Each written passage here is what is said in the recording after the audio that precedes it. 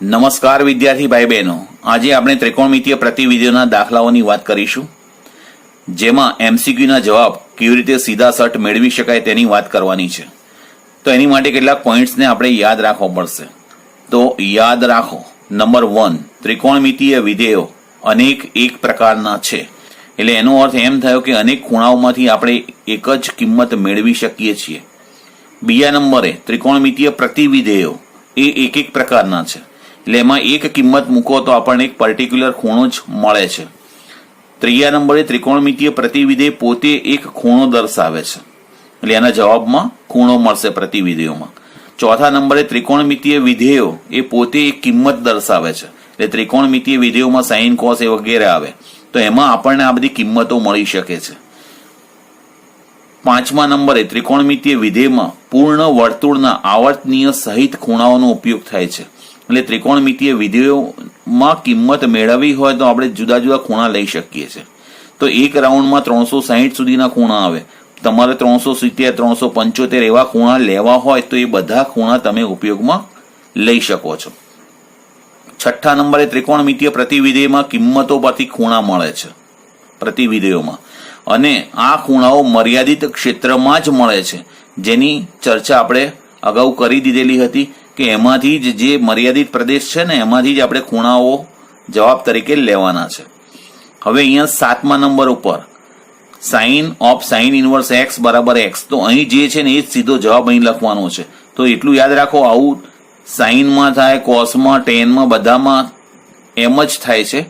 તો હવે એમાં અહીં શું છે, તો અહીં ત્રિકોણમિતીય વિધેય બહાર પડેલું છે અને અંદરની તરફ ત્રિકોણમિતીય પ્રતિવિધેય પડેલું હોય, તો અહીં જે છે ને એ કિંમત સીધી મૂકી દેવામાં આવે છે.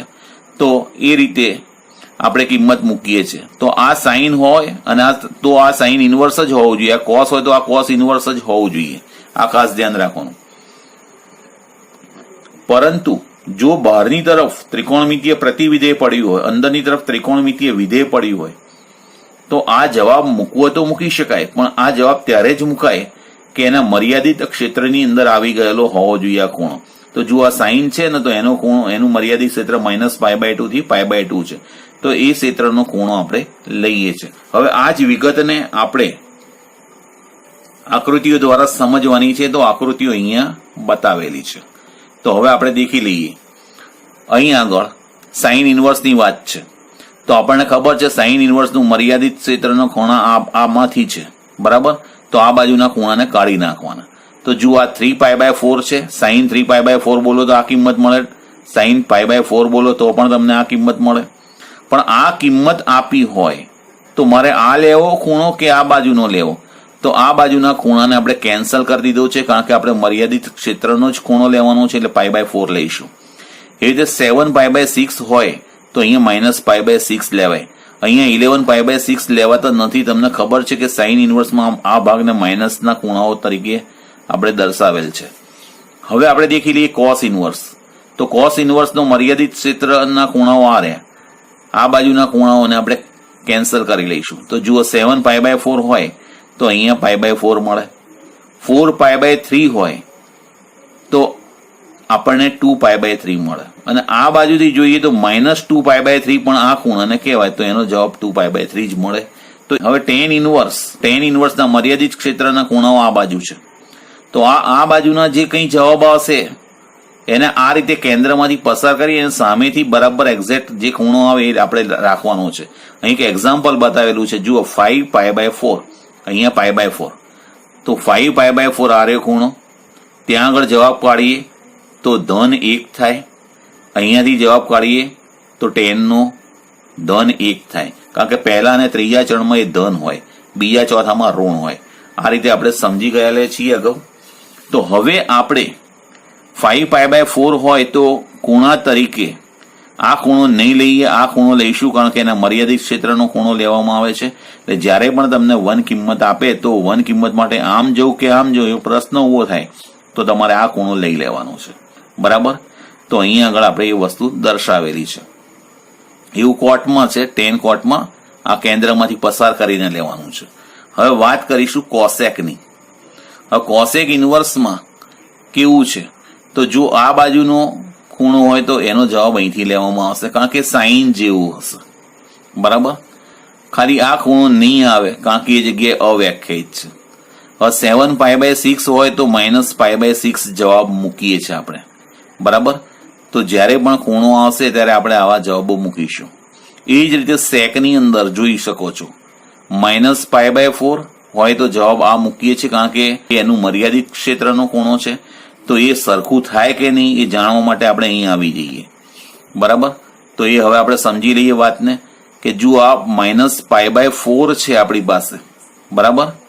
તો ત્યાં આગળ એક સ્પર્શક દોરી નાખીએ અને એ સ્પર્શક દોરીએ છે ત્યારે એનો જવાબ અહીંયા આગળ કિંમત √2 મળે છે. આ બાજુ સ્પર્શક દોરીએ √2 કિંમત મળે.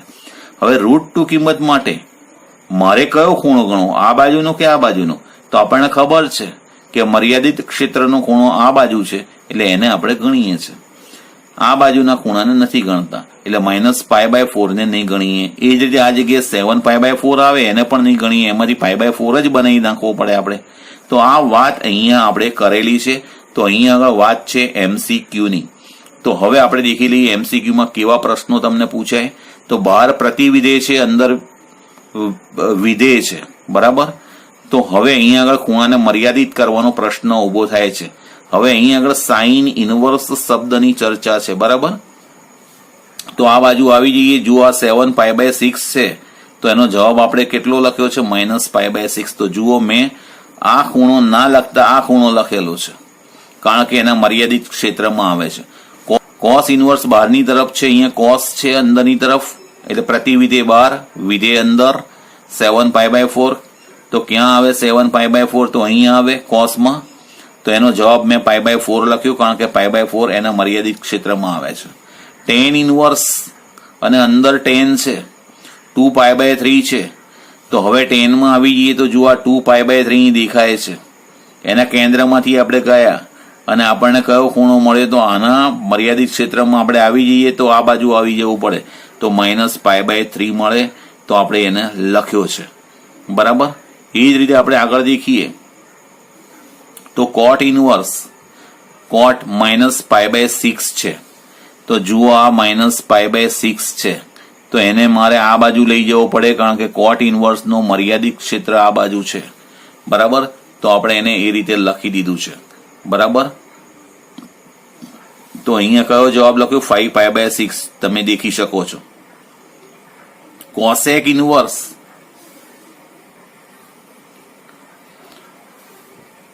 Cosec inverse, cosec 2π/3. બરાબર. તો હવે આપણે દેખી લઈએ કોસેક ઇનવર્સ કોસેક 2π/3. તો જુઓ, આ 2π/3 માંથી π/3 બનાવ્યો છે આપણે. બરાબર. જે તમે અહીંયા દેખી શકો છો. તો મેં એને π/3 બનાવ્યો છે. બરાબર. હવે કોસેક ઇનવર્સ કોસેક 7π/6.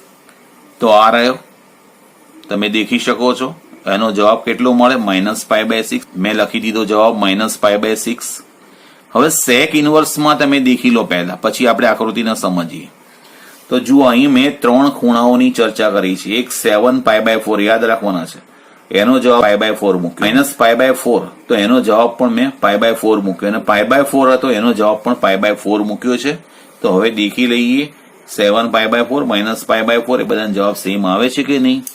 તો જુઓ, સેક ઇનવર્સમાં અહીં રહેલો જે ખૂણો છે એના જવાબમાં આ જ આવવો જોઈએ. હવે આપણે 7π/4 પહેલા મૂકેલું તો એનો જવાબ π/4 થાય, એટલે આ જવાબ થઈ ગયો. બીજા નંબરે -π/4 મૂક્યું. બરાબર. તો -π/4 મૂક્યું તો એના જવાબની અંદર પણ π/4 મળે, અને π/4 પોતે હોય તો પણ જવાબની અંદર π/4 મળે છે. હવે વાત કરીએ 8મા નંબર પર. તો અહીંયા જે વાત છે cos ઓફ cos ઇનવર્સ 1/2. તો બહાર ત્રિકોણમિતીય વિધેય છે, અંદર ત્રિકોણમિતીય પ્રતિવિધેય. તો સીધો જવાબ મૂકવામાં આવે 1/2. આમાં કોઈ જ વિચાર નથી કરવાનો. જો આ સાઇન છે, અંદર સાઇન ઇનવર્સ છે, તો અહીં જે છે એ સીધો જવાબ મૂકી દેવાનો છે. એમાં મર્યાદિત ખૂણા જેવું કંઈ હોતું જ નથી. tan, તો tan ઇનવર્સ 1 આવું લખ્યું તો આનો જવાબ 1 થઈ જાય. એ જ રીતે અહીંયા કોટ કીધું છે, તો કોટ ઇનવર્સ અંદરની તરફ છે -√3. તો અહીં જે -√3 છે એ -√3 એનો જવાબ થશે. પણ અહીંયા પાછું ભૂલ આવે છે, કારણ કે બહાર ઇન્વર્સ છે ને અંદર કોટ છે, બરાબર. બહાર કોટનો ઇન્વર્સ છે, તો એમાં 11 π/6, તો એનો જવાબ 5 π/6 મૂકેલો છે. તો 11 π/6 હવે કોટમાં આપણે પહેલા પહોંચી જઈએ ફટાફટ. તો આ રહી કોટની આકૃતિ. તો 11 π/6 આ પ્લેસ ઉપર આવે, એનો જવાબ 5 π/6 થાય, બરાબર. તો અહીંયા આગળ આપણે એ જ વાત કરેલી છે, જોઈ લો, 5 π/6 જવાબ મૂકેલો છે. હવે ત્યાર પછી જે કંઈ વાત કરવી છે તે, તો એની અંદર વાત કરેલી છે સાઇન અને અંદર tan. જુઓ હવે આ વખતે બહાર સાઇન છે ને અંદર tan ઇન્વર્સ છે, તો આપણે શું કરી નાખવાનું છે? તો આ tan ઇન્વર્સ 1 નો જવાબ આપણે જાણીએ છીએ π/4 થાય. તો મેં પહેલા π/4 કરી નાખ્યો. ઘણા લોકો આ tan ઇન્વર્સ ને સાઇન ઇન્વર્સમાં ફેરવે, એટલી બધી મહેનત કરવાની જરૂર નથી. સીધો આનો જવાબ જાણતા π/4 મૂકો ને sin π/4 1/√2 થાય. તો આ રીતે એનો જવાબ સીધો મેળવી શકાય. જો બહાર tan છે ને અંદર સાઇન ઇન્વર્સ છે, તો સાઇન ઇન્વર્સ 1 નો જવાબ હું જાણું છું, એ π/2 થાય. માટે tan π/2 મૂકવા પડે મારે, પણ એ તો અવ્યાખ્યાયિત છે, એનો જવાબ મળતો નથી. હવે ત્યાર પછી 15મા નંબર ઉપર cos છે ને અંદર સાઇન ઇન્વર્સ છે, તો પહેલા આનું કામ કરી દઈએ. સાઇન ઇન્વર્સ -1 કેટલા મળે? તો એનો જવાબ છે -π/2, અને cos -π/2 કરે તો એનો જવાબ 0 થાય, બરાબર. એટલે મેં જવાબ 0 લખેલો છે. તો આ રીતે આપણે એંગલ્સને આપણી રીતે મેળવી શકીએ છીએ, બરાબર. તો આ રીતે તમે MCQ ના જવાબો એકદમ આરામથી અને ઇઝીલી મેળવી શકશો. તો તમારા મગજમાં પહેલા શું કામ કરવાનું છે? આકૃતિને યાદ રાખવાનું છે, બરાબર. તો હવે તમે આ રીતે તૈયારી કરશો તો સ્પીડ વધી જશે, સમયનો બચાવ થશે. નેક્સ્ટ વિડીયોમાં આપણે મળીશું ત્રિકોણમિતીય પ્રતિવિધિના દાખલા સાથે. અસ્તુ.